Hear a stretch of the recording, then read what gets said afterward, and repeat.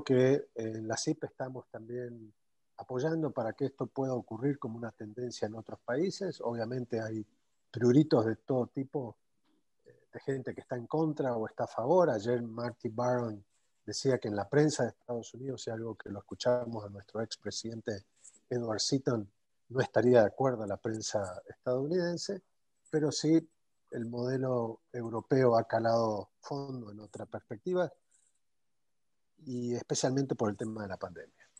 Quiero presentar entonces a Laura Puertas. Laura es una periodista, director de noticias de Metcon, una de las empresas periodísticas más fuertes de Panamá.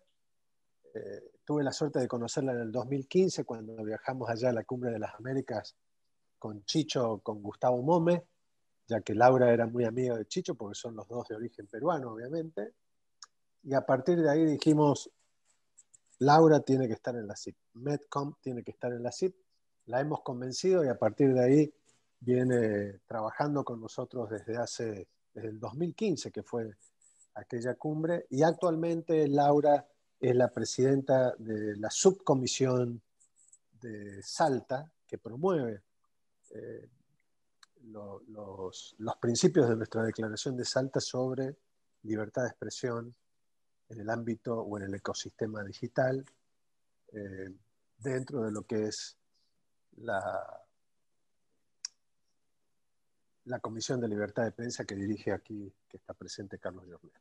Bueno, la dejo a ella para que presente a los panelistas. Todavía creo que veo a Werner, veo a Simón, creo, Laura, que todavía nos está faltando Jaime Abello, que estamos tratando tal vez tuvo algún problema tecnológico, pero ahí estamos, si es que no apareció y yo no lo veo. Pero Laura, quedo contigo. Gracias, Ricardo. Muy recordando viejos tiempos de la cumbre famosa, ¿no? Cuando llegaban, además ustedes llenos de cosas para repartir en la cumbre, me acuerdo muy claramente. Sí, pues sí, vamos a tocar un tema sumamente interesante porque si los medios deben o no, los gobiernos deben o no ayudar a los medios en medio de esta coyuntura de pandemia y bueno, y de otras en el futuro, ¿no? Esperemos que no haya mayores desgracias, pero en Colombia piensan que sí, y de hecho ha sido el primer país latinoamericano que ha incluido en su presupuesto un fondo para ayudar a los medios en su transformación digital. Y de otro lado, el partido Cambio Radical ha presentado una ley que propone préstamos, estímulos económicos, tributarios. Sobre todos estos temas vamos a tratar de entender estas iniciativas con tres magníficos panelistas. Uno de ellos, el primero es Simón Osorio Jaramillo. Él es subdirector para la transformación sectorial en el Ministerio de Tecnología de la Información y las Comunicaciones. Él es un abogado de la Pontificia Universidad Javeriana con especialización en gobierno, gerencia y asuntos públicos de la Universidad del Externado. También ha hecho un curso de transformación digital en nada menos que el MIT y un Government Management and Public Affairs en la Universidad de Columbia en Nueva York. Así que conocimientos tiene, está en el lugar indicado y yo creo que va a ser muy importante que él nos pueda explicar desde su punto de vista qué es lo que el gobierno está intentando hacer con este fondo y hasta dónde van a llegar.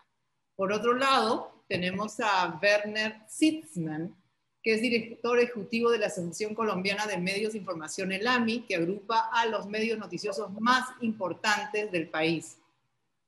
Es el representante del sector de medios de comunicación de la sociedad civil ante el Consejo Nacional de la Paz, Reconciliación y Convivencia. Durante 11 años fue vicepresidente y secretario general de la Casa Editorial El Tiempo, ha sido consultor independiente de empresas de familia, emprendimientos, en especial en materia digital y miembro de la junta directiva de diferentes organizaciones como Asomedios y Old Mutual. Graduado de abogado en la Universidad Pontificia Javeriana y tiene un diploma en International Business Law de American University. Y finalmente, Jaime Abello, que ya ha participado en varias CIPs, además, es director general y cofundador de la Fundación Gabo, una organización creada por el propio Gabriel García Márquez, el Premio Nobel de Literatura del 82, y cuya misión es promover un mejor periodismo y estímulo de la creatividad con énfasis en el método de taller y en la memoria de su fundador. Antes de vincularse a la fundación, Jaime fue director gerente de Telecaribe, un canal público de televisión regional. Así que, sin mayor preámbulo, empezamos con don Simón Osorio, por favor. Bueno, muy buenos días a todos, o tardes ya, mentiras, ya en Colombia también son tardes. Un gusto saludar a todos los panelistas, a toda la audiencia, a los organizadores. Don Simón, ¿por qué no nos cuenta usted este fondo que ya fue creado, ya está en presupuesto? Entiendo que además ya se ha avanzado publicando, digamos, cuáles serían los términos de referencia o la manera de acceder a ellos, en fin, unos formularios, y que se pidió que la ciudadanía opine sobre ellos. Estas opiniones ya se dieron. Entonces, en este momento, ¿en qué estamos? ¿Y cómo se va a garantizar que los medios pequeños tengan las mismas oportunidades que los medios grandes y no se vaya este fondo solo a los grandes, por ejemplo? Claro que sí, Laura. Pues te tengo que contar desde el inicio, porque esta iniciativa surge de un mandato del Congreso de nuestro país. Como bien lo decían en el anterior panel y ustedes ahorita, la pandemia ha afectado a todos los sectores de la economía, no solamente a nivel Colombia, sino a nivel mundial. Entonces, ¿qué hizo el Congreso? Generar una ley, que es la Ley 2063 de 2020. Y en su artículo 105 permitió que esta transformación digital llegara a ayudar y a subsidiar a los medios de comunicación. ¿Cuál es la idea? Que a través de la aprobación de la ley de presupuesto para esta vigencia fiscal, para la de este año, se establece en el Fondo Único de Tecnologías de la Información y las Comunicaciones, que pertenece al MINTIC, financiar e implementar planes, programas, proyectos para fomentar y apoyar la transformación digital, pues de lo que estamos hablando, de todos los medios de comunicación, y así ayudarlos a enfrentar las consecuencias de la pandemia. Lo que hace el Ministerio realmente es dar cumplimiento a este mandato legislativo para beneficiar a los medios del país. Entonces, ese es el principio, lo que nosotros tenemos para poder ayudar a los medios de comunicación. A mí me toca ser muy claro siempre en estos términos y sobre todo para respetar las normas democráticas, que es que nosotros simplemente lo que estamos haciendo es dar el recurso, pero jamás vamos a influenciar lo que ellos transmitan. La libertad de expresión, la libertad de información y prensa siempre va a estar ahí primordial antes de cualquier cosa. ¿Sí? Tú me comentabas ahorita algo muy importante. Me decías que cómo estábamos con el tema de los topes, que cómo íbamos a hacer para que fuera equivalente, ¿sí? Entonces, me voy a continuar un poquito contándote la historia. Y no sé si en algún momento dado alguno tiene una duda o quiere que le repita, ahí voy a estar súper atento. Como te comenté, estos recursos dan cumplimiento a este mandato legal y están incluidos en las rentas y recursos de capital y de las apropiaciones para la vigencia fiscal de este año. Esto es hasta el 31 de diciembre 31 de diciembre. Ahí hay 85.000 millones de pesos para cumplir este objetivo. Estaba intentando ahorita hacer la conversión, pero realmente me quedé en la cabeza con los números para pasarlo a dólares y de pronto para que ustedes tuvieran entendimiento y les quedo debiendo ese tema. La idea es repartir esos 85.000 millones de pesos con la estrategia más equitativa, independientemente de que los medios sean radiodifusión, televisión, sino que la idea sea, y que sean grandes o pequeños, la idea es que sea de una manera muy equitativa. Esa herramienta hasta ahora la estamos terminando, entonces no te podría decir ni puntualizar cómo se va a hacer el tema, porque podría estar incurriendo en alguna mala información, lo cual no queremos que suceda. No sé, ahorita que me puedes complementar la pregunta para seguir contestándote. Claro, ¿cuál es el procedimiento? ¿Cómo los medios pueden acceder? ¿Qué es lo que tienen que hacer? Pues mira, nosotros en este momento, como te contaba, nosotros estamos haciendo todo el procedimiento, se viene trabajando hasta altas horas de la noche y volvemos y arrancamos por las mañanas, pero no te puedo decir cómo está totalmente creada porque estamos a punto de terminarla y yo no quiero caer en imprecisiones. Por eso me parece importante que apenas la tengamos, los medios van a ser obviamente los primeros cuando esto se publique, interesados en conocer, pero hemos estado ahí, mejor dicho, terminándola para que sea absolutamente precisa y para que sea la más objetiva, que sea la más objetivamente posible para todos. ¿Y cuándo creen que este proceso va a comenzar? De hecho, aquí Jaime Abello pone que son 23 millones de dólares, más o menos. Muchas gracias, Jaime, que me ayudó con la conversión, porque yo ahí tuve mi lapsus mental y no me dio con tanto cero. Bueno, pero ¿cuándo creen que va a comenzar? ¿Cuándo llegarán a los medios? Esto debe llegar a más tardar a finales de este primer semestre o a principios del segundo semestre de este año. Esto empieza a ejecutarse. Esto es súper importante para nosotros. Sabemos que además que el Congreso nos indica esta tarea, no solamente el presidente ha estado súper atento y la ministra ha estado muy pendiente del proceso, por lo cual lo tenemos que tener listo. Como te digo, mi plan está tenerlo listo a finales de este semestre, pero digamos que hemos tenido muchísimas observaciones, hemos estado hablando con todos los medios de comunicación, hemos estado hablando con todas las personas interesadas en este proceso, por lo cual hay veces no es que eso nos haya atrasado, sino que la cantidad, por ejemplo, de observaciones llegaron a ser más de 600 y nosotros hemos sido súper juiciosos en cuidarnos de que nada nos salga mal, porque esto es súper importante para esta economía que se ha visto afectada por la pandemia. 23 millones, digamos que empiezan a repartirse en el segundo semestre, más o menos es lo que estás diciendo, porque terminas ¿no? O sea, más o menos sería que, ¿en cuánto tiempo crees que se van a distribuir y a cuántas empresas podrían favorecer? O sea, ¿cuánto más o menos podría tocarle a cada uno? No, ese es el tema que te estamos contando, que como hemos dividido el tema en los diferentes sectores de comunicación, radiodifusión, televisión, los impresos, mejor dicho, todos los que se contemplen, estamos todavía manejando el modelo, por eso no me gustaría quedar en una imprecisión de decir cómo son los pisos y los techos de cada medio. Va a haber una diferencia entre medios, es decir, las televisoras van a recibir un porcentaje mayor o menor, los diarios otro, si es una radio, no sé, ¿hay diferencias? Sí, hay unas diferencias, pero por eso es que no quiero caer en la imprecisión, porque las diferencias todavía no las tenemos totalmente estructuradas, se están revisando, todo el ministerio nos está ayudando en diferencia que sea desde la subdirección mía que se está haciendo todo el proyecto, nos están haciendo un acompañamiento contratación, nos están haciendo acompañamiento radiodifusión, entonces hemos estado súper atentos en el tema, lo revisamos prácticamente todos los días y estamos ya muy cerquitas a sacar el modelo y cuando ya lo tengamos, pues lo van a conocer y van a ver qué es lo más equitativo posible para que todos tengan de verdad y se puedan beneficiar en esto. Yo entiendo que usted no quiera decirnos, pero mi papel es tratar de sacarle toda la información posible.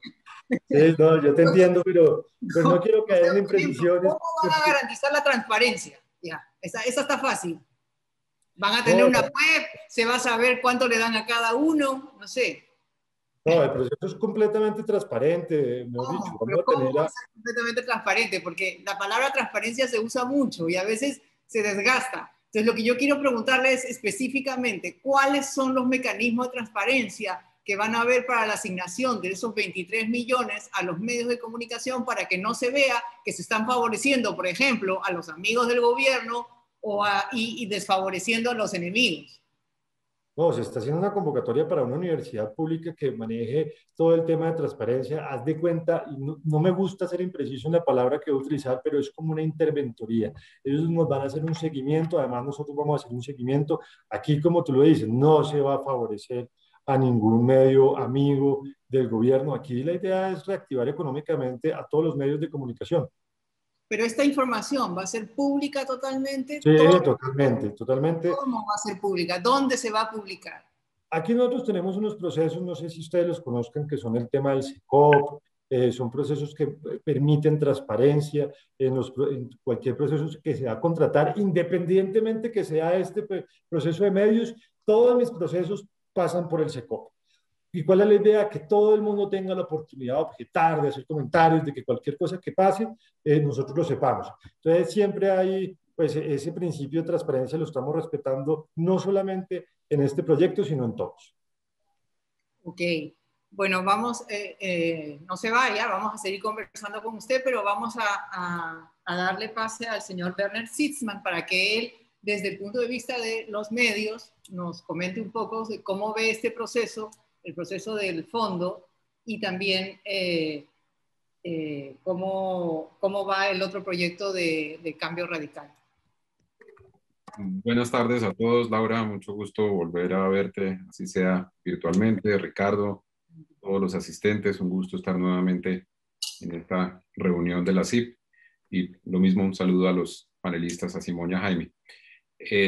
Nosotros estamos muy entusiasmados, Laura, entre otras razones, porque hemos encontrado en esta política una primera respuesta a los llamados que de mucho tiempo atrás hemos venido formulando al gobierno Duque.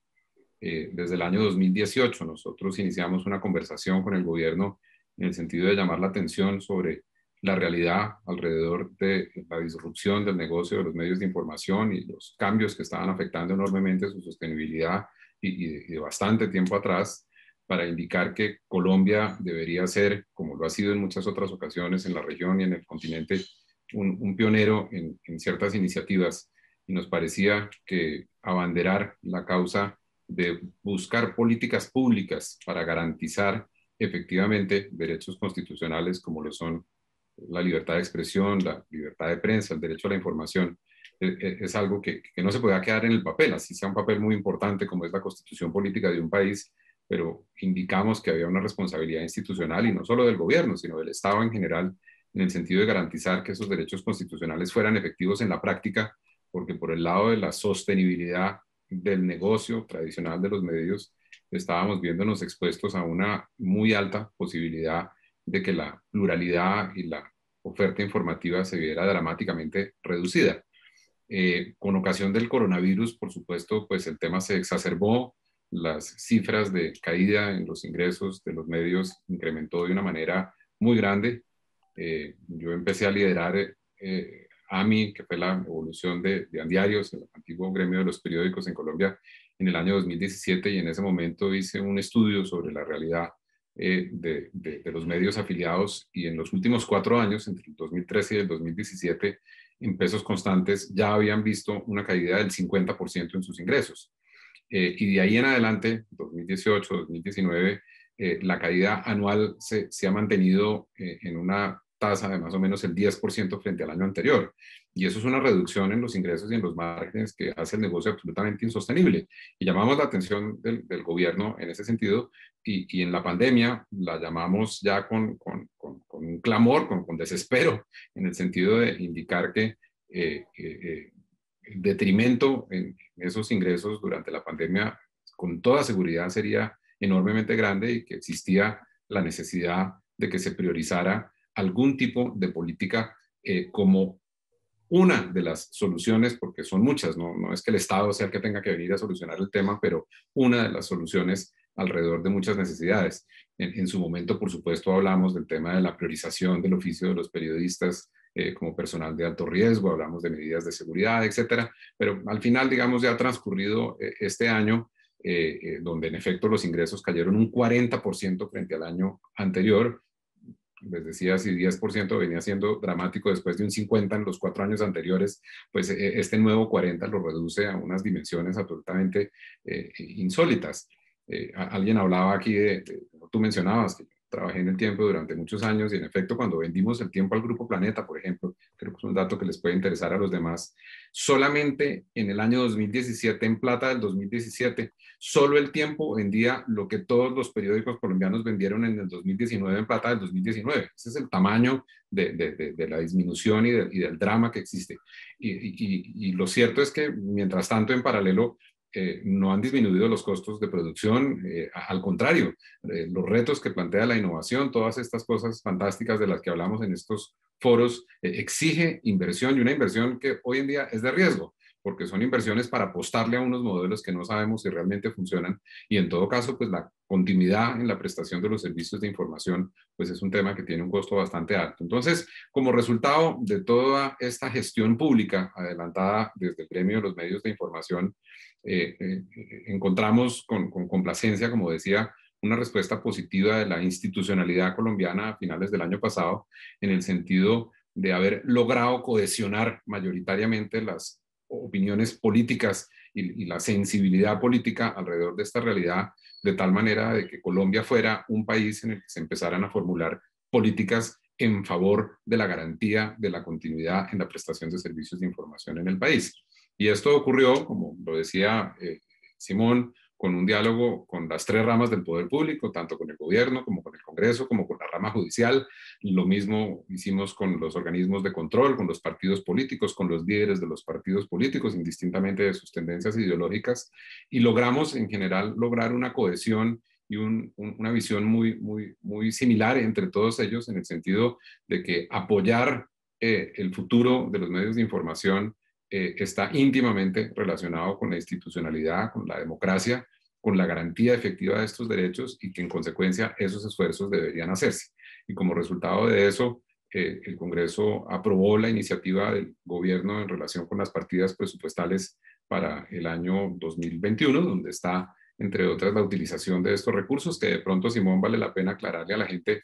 Estos no son recursos de los impuestos de los colombianos, aunque podrían serlo. Yo creo que los colombianos somos los primeros interesados en que con nuestros impuestos se nos garantice que haya continuidad en la efectividad de nuestros derechos constitucionales. Pero estos recursos específicamente vienen de unos fondos técnicos que administra el Ministerio de las Tecnologías de la Información y que pagan los grandes operadores de telefonía celular y otros. Y ahí hay unos recursos precisamente para invertir en el futuro tecnológico del país, y por supuesto la cartera de las tecnologías de la información y las comunicaciones, además por designación expresa, el presidente de la República ha sido el interlocutor en estos temas de los medios. Entonces es con esos recursos con los cuales el gobierno le dice al Congreso: nos parece que esta partida se necesita, el Congreso lo aprueba, y en este momento pues estamos pendientes de la reglamentación final. Como anotaba Simón, se publicó, y tengo que decir, yo no hablo por el gobierno, pero lo digo como se ve desde afuera,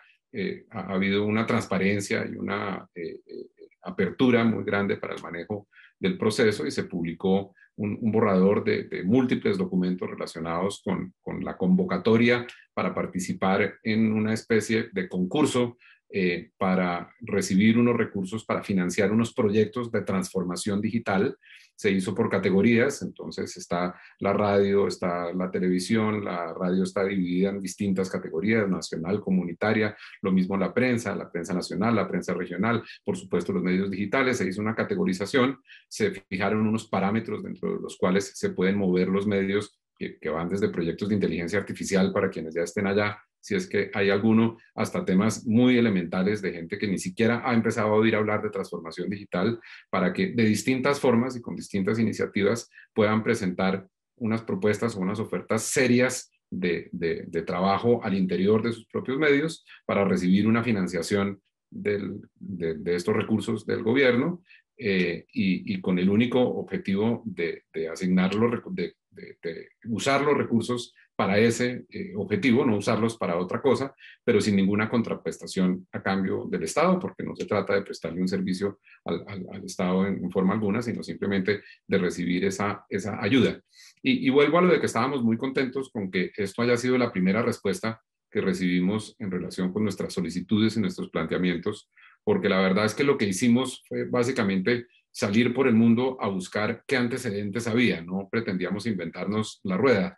Y como lo decía Ricardo, el benchmark lo encontramos principalmente en Europa, donde del orden de 30 países a la fecha ya han tomado múltiples medidas en relación con políticas orientadas a esto mismo que estamos hablando. De esos 30 países, hay por lo menos 20 que tomaron medidas específicas dentro de la pandemia, a propósito de la crisis de la pandemia, y más de la mitad de esos 30 países tienen figuras como esta, que son subvenciones.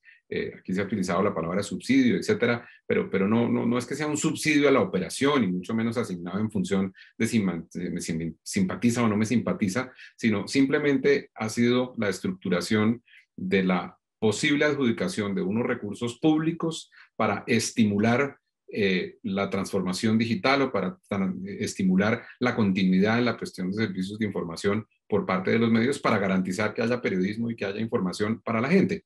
Entonces, pues estamos contentos de que el gobierno colombiano, el Congreso colombiano, los órganos de control en Colombia, partidos políticos, dirigentes de derecha, izquierda, de un color, de otro, muy unánimemente han coincidido en la pertinencia y en la importancia de que haya una política en esta dirección.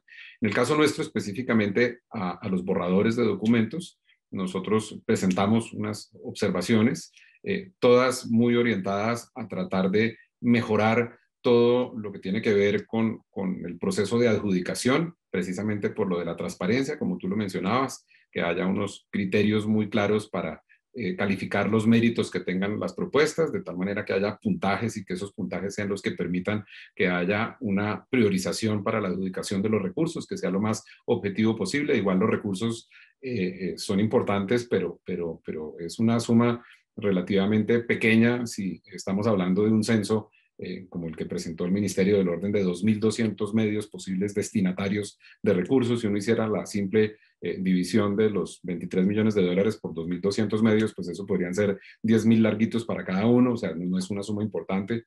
Para que tengan ustedes una idea en términos de las dimensiones, esa pérdida del 40% de ingresos solamente en los periódicos el año pasado en Colombia es del doble de los 23 millones de dólares. O sea, los periódicos vendieron 46 millones de dólares menos frente al año 2019 y estos recursos son la mitad de lo que le quedó faltando o de lo que fue la caída solo de los periódicos. Entonces, pues aunque es una suma muy importante y hay que reconocer que es importante en el benchmark internacional, 23 millones de dólares son plata aquí y en Europa y en cualquier parte. Es una suma muy importante y yo sí creo que en esa medida constituye un referente para la región, pero no es una suma que vaya a ser la solución, que vaya a ser la panacea, ¿no? Entonces, pues por eso llamamos la atención sobre la importancia de que esos criterios de calificación no solamente propendan por una asignación con base en puntajes, sino que incluso marquen pues cuándo se acabaron los recursos, porque los recursos alcanzarán hasta para cierto número de proponentes y habrá algunos que pues simplemente no les tocará, razón por la cual además hemos hablado con el gobierno en el sentido de que ojalá esto nos salga bien, por eso es tan importante que fluya y que sea transparente y que todo el que tenga algo que aportarle se lo aporte y que sea constructivo, porque a lo que aspiramos es a que esto se pueda repetir vigencia tras vigencia, por lo menos en los años que siguen y que faltan para poder lograr alguna recuperación. Y como decía, esta es una de las patas que desde lo público hemos solicitado que se tenga en cuenta y por eso estamos contentos de que sea una primera respuesta. La segunda, que tú ya la mencionaste y me imagino que querrán ahondar en eso un poco después, es un proyecto de ley que tiene un alcance muchísimo más ambicioso y tiene un impacto mucho más estructural en el negocio de los medios de información y al cual podemos ir después, que fue radicado en el Congreso, que desde que fue radicado recibió también múltiples adhesiones expresas, además de los partidos políticos colombianos, muy en esa línea de que hemos logrado ese consenso alrededor de la importancia de, más allá de las antipatías por los medios que las hay, y yo creo que entre más antipatía haya hacia los medios en general, eso no significa nada distinto a que están haciendo bien su trabajo, o en otros casos hay unas antipatías que pueden ser justificadas y que más allá de todos los campos de mejora, que siempre los habrá en la industria de los medios de información, pues más allá de eso lo importante es que una democracia y una sociedad es mejor con medios que sin medios y que es de la esencia que se garantice, insisto, y esa es la manera como nosotros lo hemos abordado, que con estos sistemas, llámense como se llamen, subsidios, subvenciones, políticas de estímulo de la industria, etcétera, están orientadas es básicamente a garantizarle la prestación de los servicios de información a la ciudadanía y en consecuencia a un ejercicio efectivo de los derechos constitucionales que tanto defendemos y de los que tanto hablamos en la CIP, como son la libertad de prensa, la libertad de expresión y el derecho a la información.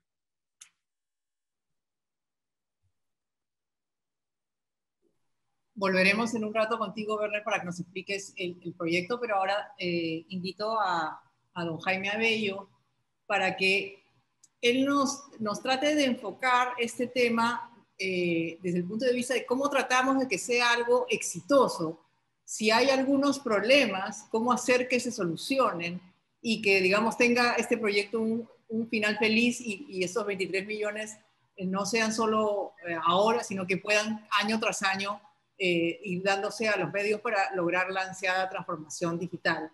Jaime. Muchas gracias, Laura. Un saludo a todos los presentes, a los panelistas, a mis amigos directivos de la CIP. Los saludo desde Cartagena, de la sede de la Fundación GAU. Y quiero decir que entré un poco tarde porque me pasó una cosa muy divertida, que es que yo, que estoy tan acostumbrado también a organizar estas actividades, estaba absolutamente convencido de que el horario era el horario de Colombia y no el de la hora estándar del este. Así que discúlpenme ese retraso en llegar. Por supuesto, estaba ansioso, preparado, listo, con ganas de participar.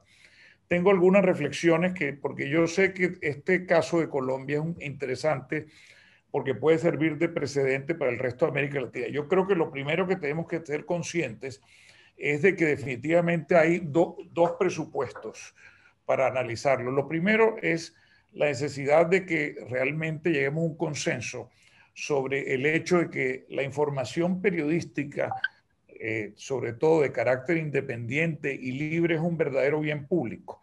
De hecho, ese es el enfoque que la UNESCO está planteando para el 3 de mayo, el Día Mundial de la Libertad de Expresión, haciendo énfasis en que hay un bien público involucrado en este ejercicio del periodismo libre.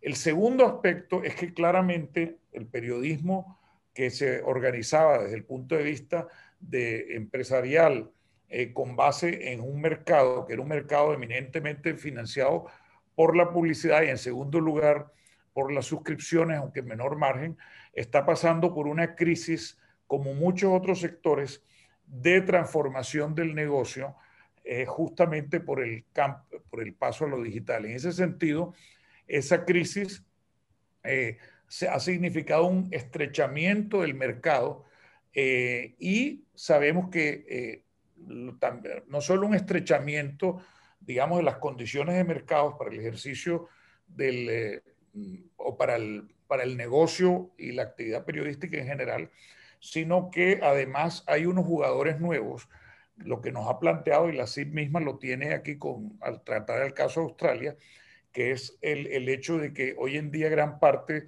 de los ingresos se los están llevando las plataformas digitales, y si hay la posibilidad o no de una reestructuración en esas relaciones entre plataformas y medios productores de contenido.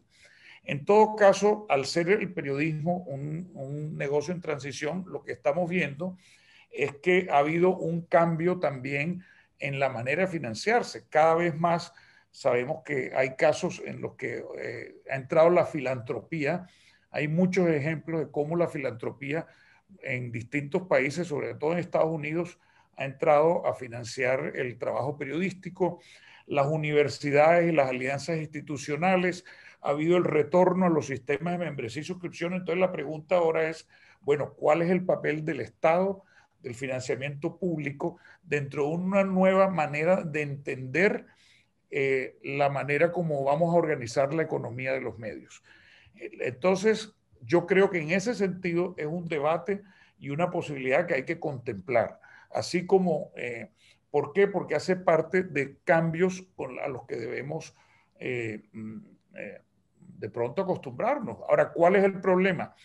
Los problemas hay es que todo lo que venga del Estado en materia de financiamiento de medios, cuando no se trata de medios públicos, pues inspira desconfianza. De entrada, siempre va a inspirar desconfianza, y hablamos de Estado y gobierno.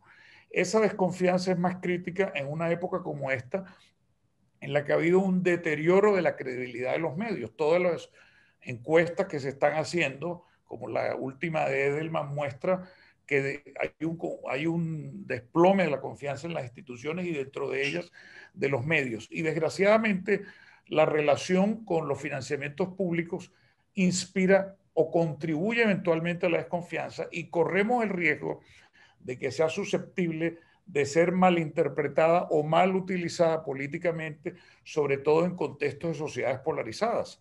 Y con esto no quiero decir que sea tema del gobierno, pero para poner un caso colombiano, hablando de eso, sabemos hoy en día, por ejemplo, también al lado de los medios son importantes los llamados influencers, y día tras día aquí vemos cómo una de las maneras como el partido de gobierno le reclama a las posiciones de ciertos influencers, recordándole que en un momento dado, insisto, no es que sea una posición gubernamental, pero sí del partido de gobierno actual, he visto muchos casos en que se le señala a una persona que hace una crítica y se le dice, pero no haces la crítica para recibir la plata de tal subsidio o tal convocatoria, etcétera. Entonces, en un ambiente de polarización política, en el caso de Colombia, como además tenemos unas elecciones a puertas, elecciones que se vienen de una manera planteándose como unas elecciones que pueden ser muy decisivas, históricas, y donde se nota que desde ya, faltando más de un año, la preocupación sobre esas elecciones es enorme, lo hemos hablado, hemos hecho reuniones de encuentros de medios, de periodistas, y el tema de cómo se viene el proceso electoral es complicado. Entonces, todo eso complica un poco y por eso exige muchísimo cuidado con lo que se vaya a hacer. Entonces, lo primero también es señalar que yo no soy de los que de entrada se opone, por el contrario, yo quiero recordar ahora que en el Estado colombiano y en muchos estados en América Latina existen convocatorias y existen subvenciones y ayudas.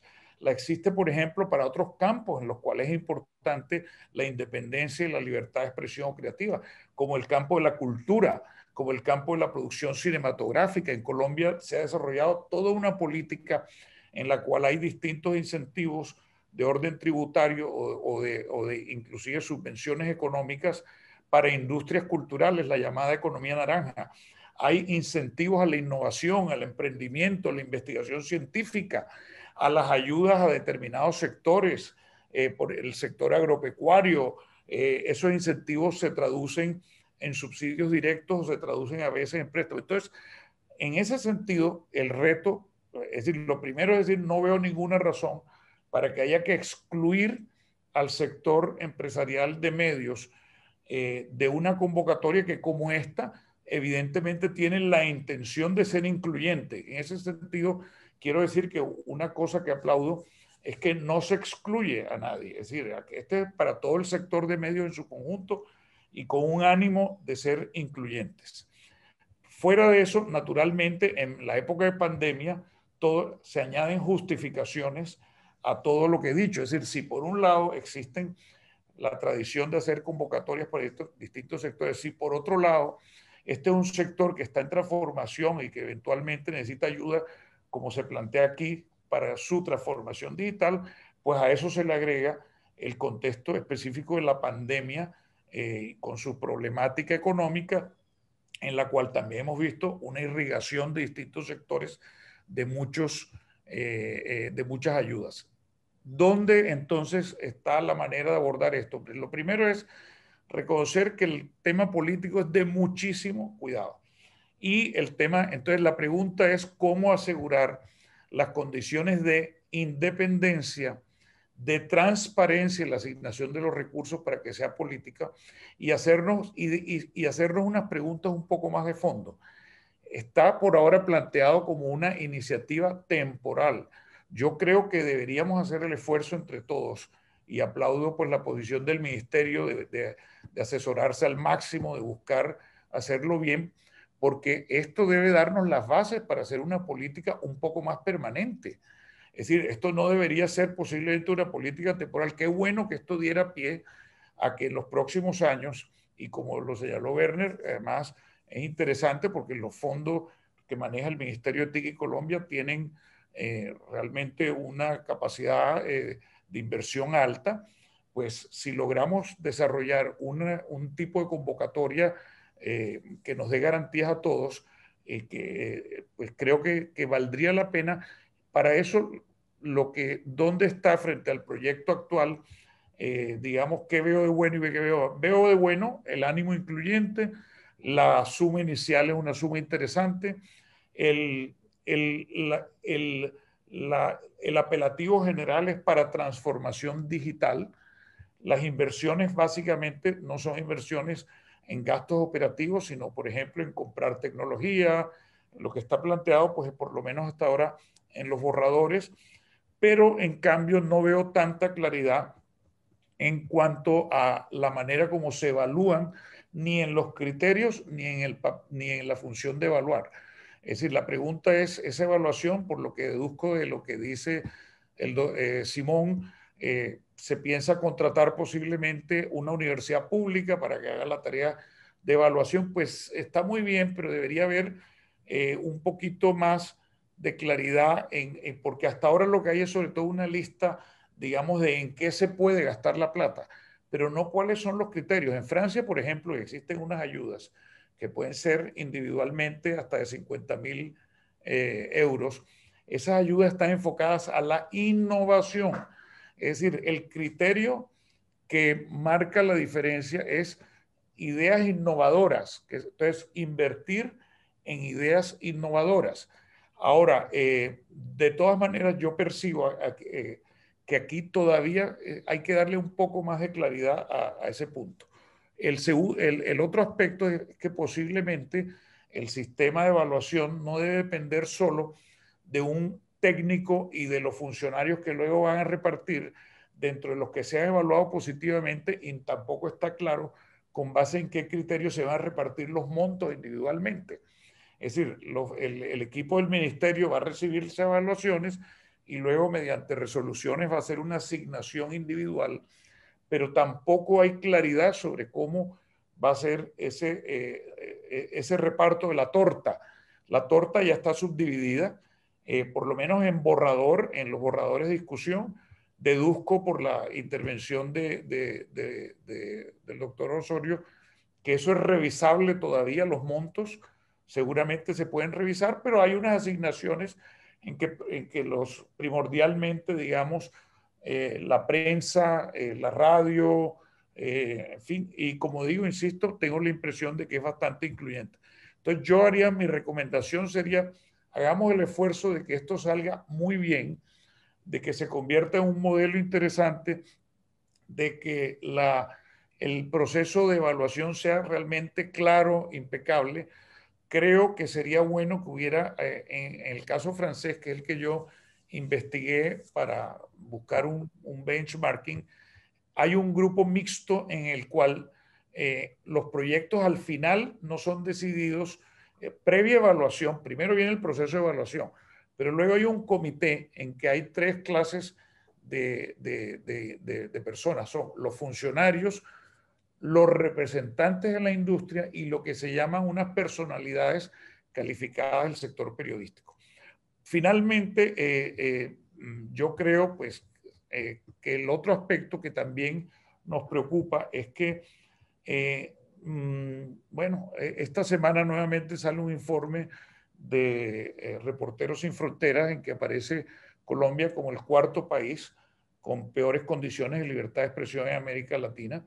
Entonces, un poco la impresión que yo tuve cuando en un encuentro de directores de medios en el que estaba Werner y que la ministra hizo la presentación del proyecto, la sensación que me quedó de lo que yo recogí en ese primer debate que hicimos en febrero es el hecho de que muy bueno que eventualmente muy bueno que esto se haga, aunque ya ha habido señales como la revista Semana que dice que no van a aceptar la ayuda. Bueno, entiendo, la revista Semana al fin y al cabo tiene un multimillonario de propietario ahora, pues no necesitarán la ayuda. Me parece muy bien que no la acepten y que permitan que esa plata le llegue a otros. Pero en el caso, lo que yo noté más bien era la preocupación de que esta política estuviera un poco aislada de la necesidad de que haya un compromiso de gobierno más claro con los temas relacionados con libertad de expresión y con sostenibilidad de los medios. Es decir, cómo generar no solo esta política pública, sino cómo sostener y fortalecer un conjunto de políticas públicas que pasan, por ejemplo, por el combate a la impunidad, pasan por la manera como en un momento dado se gestionan los medios públicos, cómo se usan por parte del gobierno, y lo estamos viendo en la época de pandemia. Toda América Latina creo que sabe lo del programa del presidente todos los días en los canales.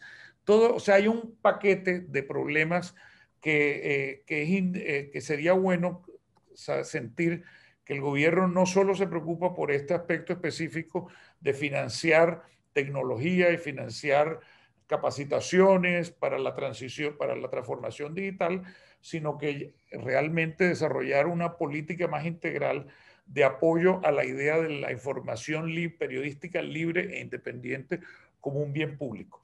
Pero todo eso lo tenemos que construir entre todos, entre los ciudadanos, entre los medios, el Estado y el gobierno, y yo creo que en ese sentido, lo que en este momento el paso correcto es, sin desconectarnos de esas preocupaciones que tenemos sobre otros aspectos, y que, por ejemplo, está también, quiero recordar ahora, porque también lo mencionamos en ese debate que tuvimos en febrero, está todo el tema del problema del deterioro del empleo en el sector periodístico, es decir, muchos periodistas desempleados, mucha gente con una precarización, digamos, de las relaciones laborales y de la manera como se da el trabajo periodístico, especialmente en regiones y en provincias. Entonces, hay varios temas, pero no cabe duda que en este momento lo indicado es apoyar esta iniciativa para que salga bien, con esas garantías de transparencia, de eficacia, de respeto a la independencia, y de que ojalá se vuelva una política pública permanente que favorezca al sector y que, contando con un jurado independiente, con reglas claras y precisas, pues se vuelva algo tan normal como el apoyo que se le da a los artistas, a los cineastas, a los investigadores científicos y a otros tantos sectores que en este momento, dentro de un paquete de fuentes de financiamiento, reciben, tal como sería el caso del periodismo, las ayudas del gobierno. Muchas gracias, Jaime. Ya volvemos luego contigo. Ahora invito a don Simón Osorio, que han quedado muchas preguntas para usted. Esperamos que ahora las pueda responder. Jaime pregunta lo del cómo va a ser el proceso de evaluación y cómo garantizar que no haya privilegios, ¿no? Y luego cómo convertir esta política que es transitoria, temporal, a una cuestión permanente, si usted lo ve eso posible. Y finalmente, ¿cómo van a lograr que este proceso inspire confianza y no resquemor de parte de los actores de la sociedad civil colombiana? Ok, Laura, no. Y las dudas son bienvenidas. Aquí la idea es que, como hemos dicho, tengamos total transparencia y que la gente entienda que es un proceso totalmente objetivo y que no va a suceder todo lo que, todas esas cuestiones, estas interrogaciones que generan estos tipos de procesos, y como de pronto en un momento dado, Wenner, evidenciaba que estábamos en un país polarizado y que de pronto los medios alternativos se vieran afectados por eso. Les voy a contar un poquito cómo es el proceso, pero como vuelvo y digo, temas puntuales, no voy a caer en inconsistencias para que de pronto no se generen unas expectativas falsas. Como estamos terminando de estructurar todo el modelo, eso podría perjudicar en un momento dado a cualquier tipo de medio y finalmente al ministerio. Me gustaría contestarle primero a Jaime y a Laura que pues, finalmente es un mandato del legislativo que el ejecutivo, a través del Ministerio TIC, acoge y desarrolla. Ya depende mucho de que el Congreso le dé o lo extienda para la vigencia fiscal de 2022 y lo pueda hacer perpetuable en el tiempo. Pero en este momento vamos hasta el 31 de diciembre de 2021. Ese es el mandato, esa es la norma como nos lo indican a nosotros y no podemos pues ir más allá de la competencia que tiene el Ministerio. Ahora, entendiendo cómo es el proceso, nosotros invitamos a participar en esta convocatoria a todos los medios de comunicación que están constituidos antes del 11 de marzo de 2020. ¿Por qué? Porque esos fueron los que realmente se vieron afectados por la pandemia. ¿Sí? Son realmente los que se les está viendo esta afectación.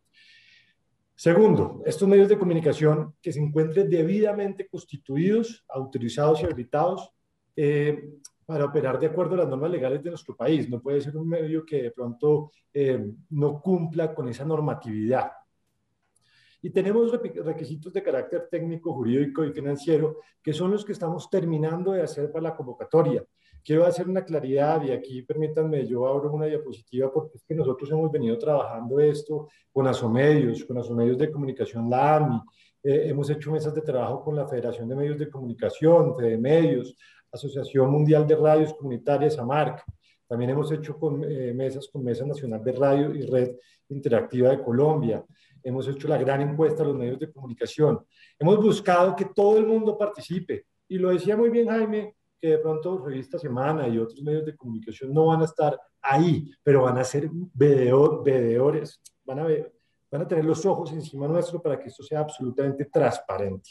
¿Sí? En el tema de la universidad se escogió este modelo después de analizarlo por todas las situaciones, hemos tenido externos que nos han colaborado, queremos que esto sea realmente imparcial. Yo creo que este gobierno ha garantizado desde que empezó el respeto a la libertad de expresión y ahí siempre ha estado enfocado. Y me gustaría cerrar, y obviamente contesto muchísimas más preguntas, pero poner esto en mayúsculas, que es importante que sepan que el Ministerio TIC y el gobierno está ni en ninguna de sus actividades interviene o va a intervenir en las actividades que desarrollan los medios de comunicación. Nosotros simplemente estamos realizando el mandato que nos hicieron. Jamás de los jamás, y quiero que eso quede muy claro, vamos a influenciar cómo se debe desarrollar ese recurso. Nosotros simplemente estamos dando el recurso. Y eso es muy importante y eso tiene que ser garantía para todos los medios de comunicación, que nosotros no vamos a hacer esto, ni para los partidos políticos de oposición, jamás vamos a influenciar a los medios de comunicación para hacer algo que no es. Estamos dando el recurso y ya. Eso quiero que sí quede súper claro, porque yo entiendo la preocupación y es bienvenida a todas las preocupaciones, porque entre más transparencia, más tranquilidad, y la idea es que como muchos de nuestros proyectos aquí en el Ministerio se repliquen a nivel regional. Hemos tenido una experiencia muy bonita con otros proyectos. Ecuador hace poquito hizo una solicitud para otro tipo de proyectos y queremos que este sea el ejemplo para que otros países lo puedan desarrollar. Ok, muchas gracias, don Simón. Bennett, cuéntanos un poco, por favor, del proyecto de ley, que es otra iniciativa, para dejar un poquito lo del fondo, en qué consiste esta y si crees tú que se va a dar también. Sí, con gusto, Laura. El proyecto de ley, como les decía antes, es más ambicioso. Está estructurado para distintos momentos. Uno de corto plazo, de choque para atender los estragos de la pandemia, uno de mediano plazo para la recuperación y uno de largo plazo para atraer la inversión a los medios de información.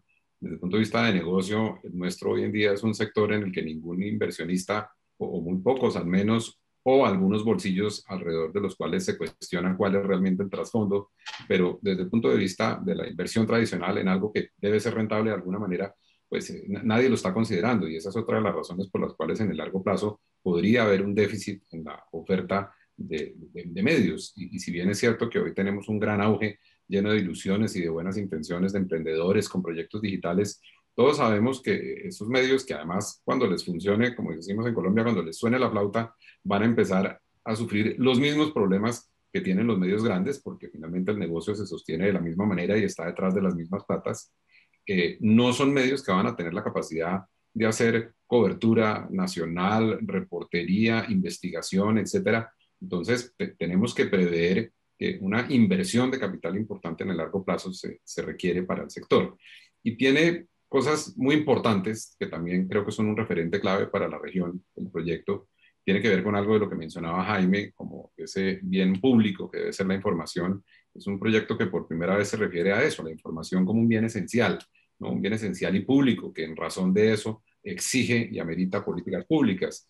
Es la primera vez que se habla en un proyecto de ley de la asignación de los recursos de la pauta oficial con criterios de transparencia y de independencia editorial, que esto es un avance muy significativo en esa materia, porque creámoslo o no, en ese frente pues no existe ninguna regulación. Hay países como España donde existe la ley de publicidad oficial que se debe presupuestar en el año anterior y es absolutamente público cómo se va a hacer, etcétera, que es un tema en el que hace años en este mismo foro venimos hablando de cómo la pauta oficial compromete la independencia editorial y esa relación conflictiva que se da con el gobierno y los medios.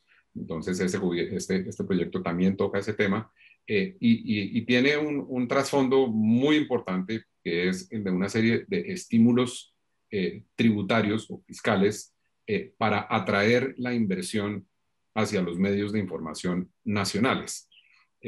Yo tampoco coincido con Juan Señor en que la publicidad es algo a lo que los medios deban renunciar. Yo creo que no podemos renunciar y la combinación del pie de ingresos la debe seguir contemplando y ojalá al contrario la podamos recuperar. En esto de la tecnología y las disrupciones nada está escrito. Yo creo que los señores de Google y de Facebook también tienen la preocupación de cómo va a ser su negocio en 10 años y si van a existir en 10 años.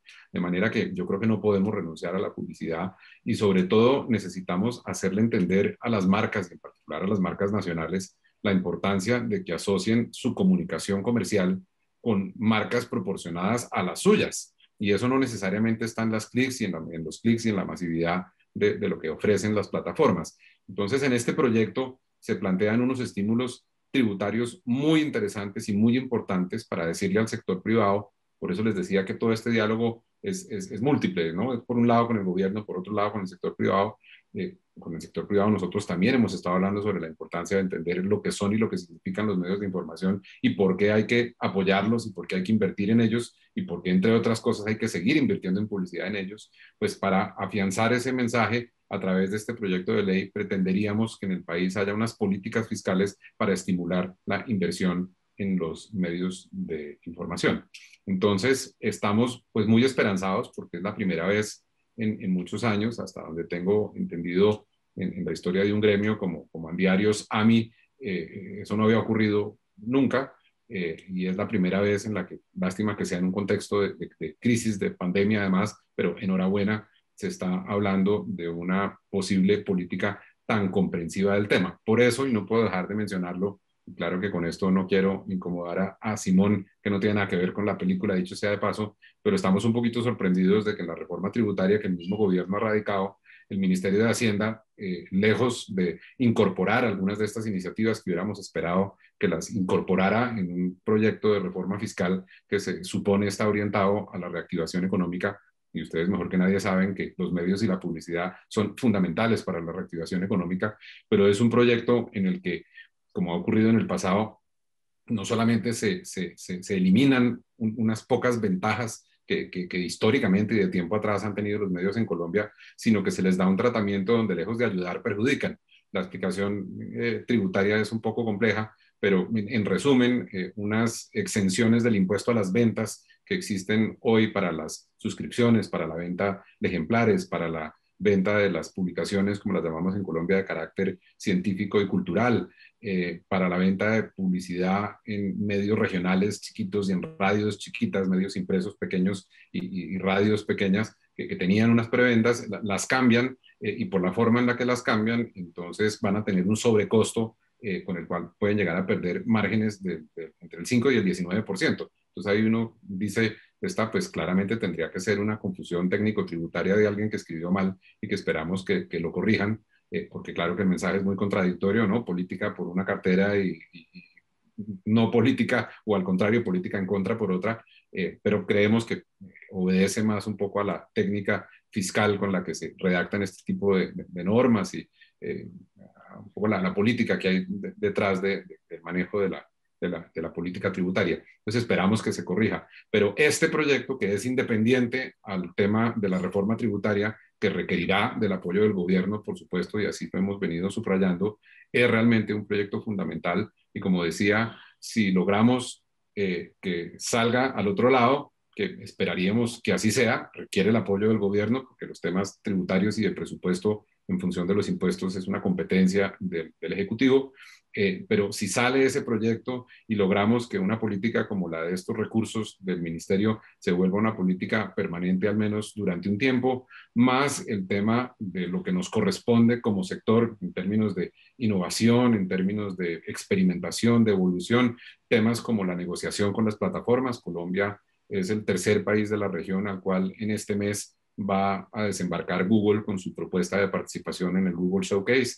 Ya lo hizo en Brasil, ya lo hizo en Argentina, vienen ahora a Colombia. Hemos hablado de muchos meses para atrás con ellos y nos hemos venido preparando para ambientar ese proceso, tratando de atraer unos recursos que no tenemos hoy, más allá de la discusión sobre la regulación de las plataformas y la competencia desleal. Mientras todo eso avanza, lo cierto es que hay unas negociaciones y hay unos programas y hay unos recursos, entonces tenemos que ir también por esas platas, más mantener activa la conversación sobre cómo optimizar la venta de la publicidad digital, etcétera. Pues bien, la suma de todas esas cosas son esa conversación comprensiva y completa con la que estamos tratando de apoyar, insisto una vez más, la garantía efectiva de esos derechos constitucionales y de la prestación de los servicios de información. Entonces, pues yo no puedo ser sino optimista. El día que no lo sea, pues me tengo que cambiar de oficio. Entonces, sí soy optimista, pero vamos a ver, nos falta un camino importante para recorrer. Es un año electoral en Colombia y todo eso siempre contamina enormemente los temas. Entonces, vamos a ver, pero sí lo soy, Laura. Muchas gracias, Werner. Invito a Jaime para... ¿Cómo ves tú la posibilidad de, o sea, crees tú que se dan las condiciones políticas para que ese proyecto de ley tenga un camino expedito, o crees que las condiciones electorales y la reforma tributaria, por ejemplo, también puedan ponerle obstáculos al proyecto? ¿Cómo ves eso? Pues expedito no, sin duda que no, porque la situación política es compleja, empezando por el impacto de la pandemia, ¿no? Y porque hay en la agenda temas mucho más álgidos como la reforma tributaria que Werner menciona. Yo creo que de todas maneras todos los temas relacionados con medios se prestan a una discusión más amplia que va más allá, digamos, de lo relacionado con la sostenibilidad y generan riesgos. Entonces, yo quiero compartir, yo creo que quisiera compartir esa actitud optimista de Werner, y de hecho él sabe perfectamente que en ese sentido tenemos el mismo deseo de que las cosas salgan bien, pero no lo veo tan fácil.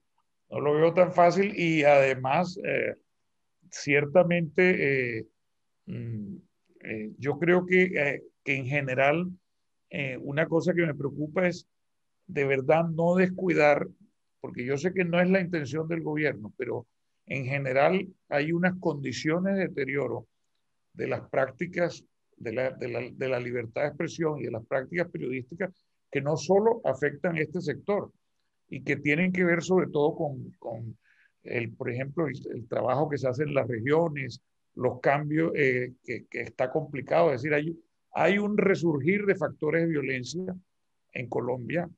Entonces, todo eso y más el tema electoral, más la polarización política, todos son cosas que complican cualquier discusión. Entonces, pero haremos el esfuerzo de que ojalá esto logre, no sé, Werner realmente está más en la gestión, es parte de su papel como presidente de la AMI, tratar de impulsar esta iniciativa, lo hace con toda la legitimidad de la representatividad que tiene, pero lo cierto es que sí, es decir, si queremos un sistema de medios eh, funcional, económico, desde el punto de vista económico, se necesita meterle el diente a la posibilidad de crear unas políticas, unas normas, unos incentivos como los que se están planteando. El mercado puro ni en Colombia, ni en el mundo entero en general, este momento da para esa clase, digamos, de concepto que queremos impulsar de un periodismo independiente y estamos en una época de transformación, así que ojalá el Estado que encontremos manera de que desde el Estado nos acompañen en este desafío que vivimos desde el periodismo, los medios y una sociedad civil que está buscando, además, es decir, que está muy amenazada, porque no nos engañemos, el tema aquí digital no es tan simple, es decir, no es solo el problema en las plataformas. Tenemos los fenómenos de la desinformación organizada, tenemos el problema del uso de la tecnología por parte de los estados con fines de control, de vigilancia y de espionaje sobre la gente. tenemos el problema del acoso, es decir, de que el trabajo periodístico también hoy en día, desde el punto de vista de la tecnología, es decir, hay un paquete nuevo de temas por abordar en los cuales uno se pregunta si realmente queremos que nuestros estados entren o no, pero que cuando los miremos, pues cuando examinemos estos cambios, pues tocará también darles un repaso. Por ejemplo, en Colombia vamos a hacer un debate, estamos con Werner en un grupo de trabajo y vamos a empezar a hablar sobre temas de autorregulación y regulación.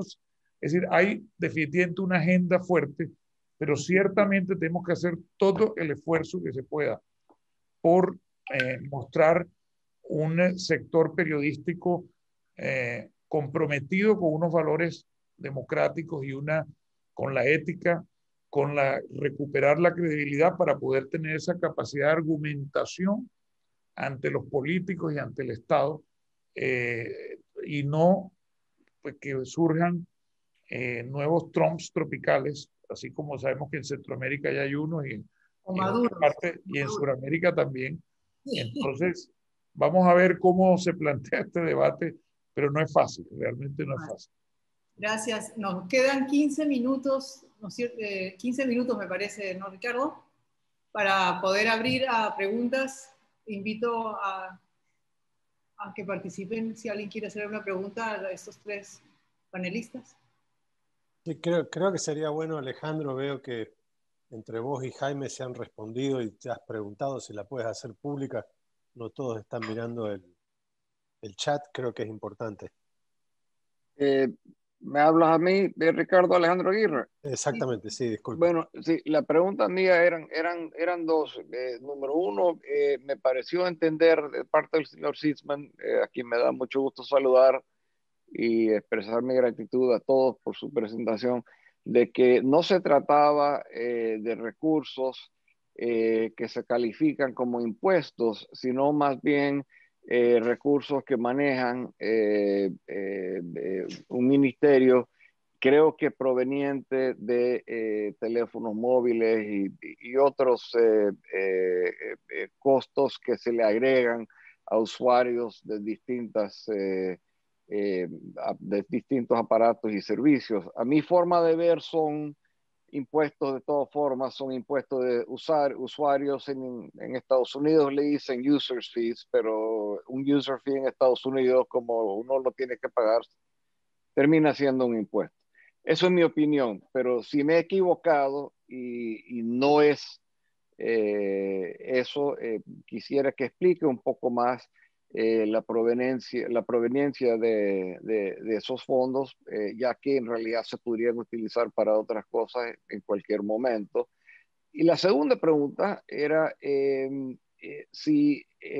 cuánto tiempo debe de existir un medio para calificar para estos medios. Y me refiero, desde luego, que puede ser que existan algunos medios que al oír que existe este programa, pues de repente surgen nuevos medios y incrementan la competencia por estos fondos de esta interesante idea.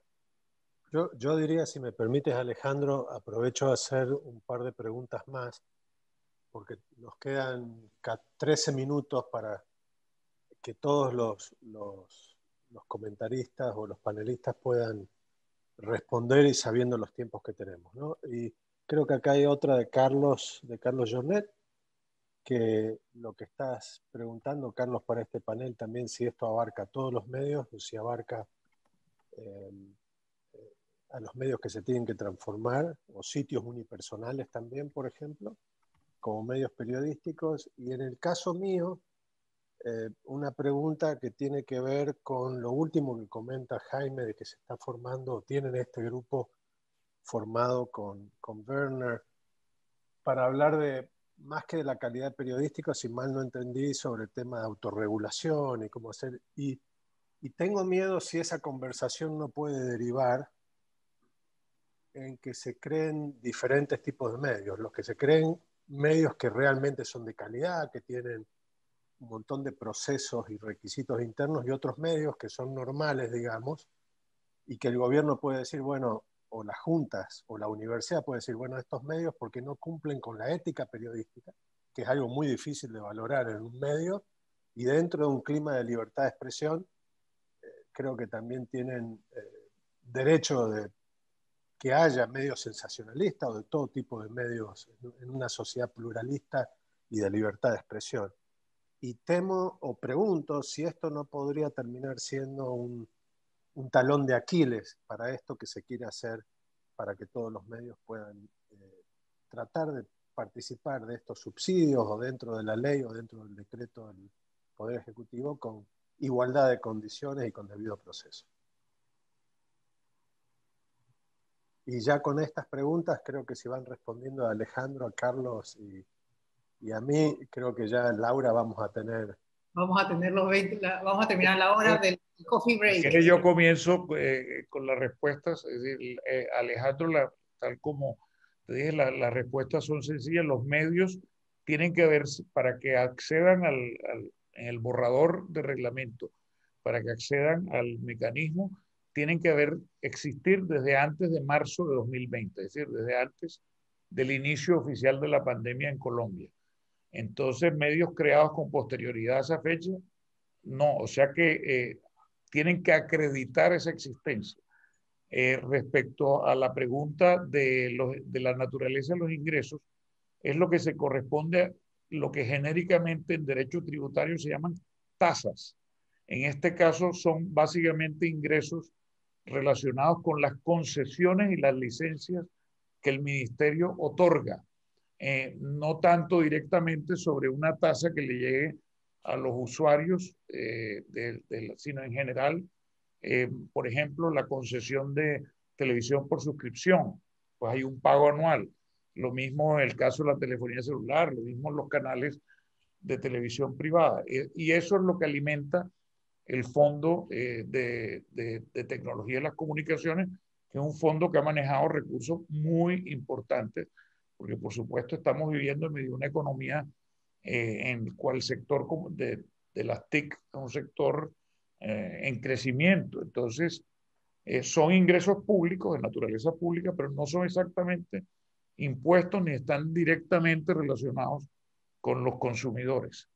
En cuanto a la pregunta de Carlos, pues sí, por ejemplo, una empresa periodística unipersonal puede participar siempre y cuando acredite que es un medio y tal. Es decir, pueden ser o personas naturales, por lo menos en el borrador. Insisto, ya Simón nos ha dejado claro que todavía esto están terminando de afinar los detalles, pero el borrador permite que también, en ese sentido, señalé que es incluyente. Eso me gusta, que es decir, que deja opción de que participen muchos tipos de medios. O sea que sí, el caso que Carlos plantea, sí. Y por último, Ricardo, no te preocupes, que cualquier debate sobre autorregulación, de ninguna manera hay la posibilidad de que Werner permita que se asocie a la...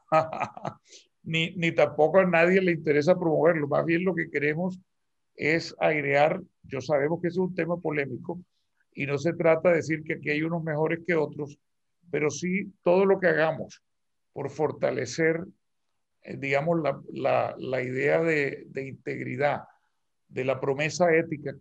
Yo, por ejemplo, en eso estoy convencido de que mi posición, y la transmito aquí hacia el futuro, es el ideal del financiamiento de los medios va a ser hacia el futuro, y no solo el ideal, dentro de las posibilidades que nos ofrece además la tecnología, va a ser que las audiencias financien los medios. Yo sí soy de los que creen que una fuente muy importante va a venir por el lado de las membresías, es decir, de la gente que quiera apoyar medios, y de las suscripciones.